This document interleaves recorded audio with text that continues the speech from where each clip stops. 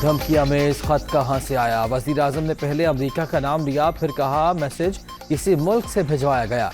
रूस जाने का फैसला अकेले नहीं किया था, अस्करी क़यादत की पूरी मुशावरत शामिल थी। इमरान खान का कौम से खिताब, नवाज शरीफ, शहबाज शरीफ, फजलुर रहमान और दीगर पर तनकीद।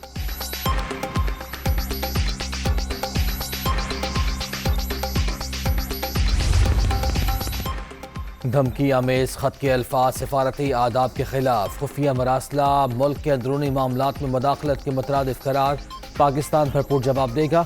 नेशनल सिक्योरिटी कमेटी के इजलास में फैसला, मुसल्लह अफवाज के सरबराहान की भी शिरकत। मुशीर कौमी सलामती की मामले पर ब्रीफिंग, एलामिया जारी।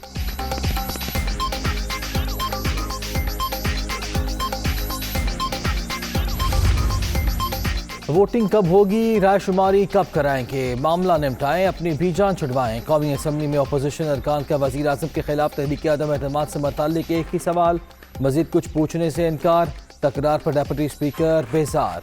माहौल ऐसा नहीं कि वक्फा सवालात की कार्रवाई जारी रखी जाए। कासिम सूरी ने छोटी सी कार्रवाई के बाद बड़ा इजलास 3 अप्रैल तक मुलतवी कर दिया।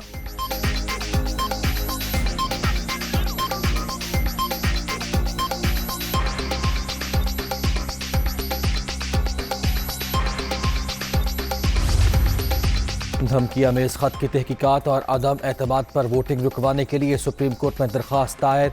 वजारत दिफा, वजारत कानून, स्पीकर कौमी असम्बली और इलेक्शन कमीशन को फरीक बनाया गया है। वजीर आजम की जानिब से दिखाए गए मरासले की तहकीकात की भी इस्तदा।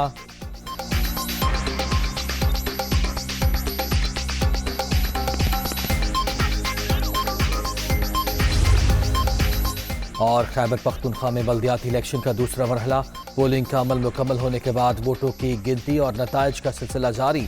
18 अजला में सिटी मेयर और तहसील चेयरमैन की 65 नशिस्तों पर मुकाबला। दुनिया न्यूज़ का सबसे पहले मुकम्मल नतीजा नाजरीन तक पहुँचाने का एहसास बरकरार।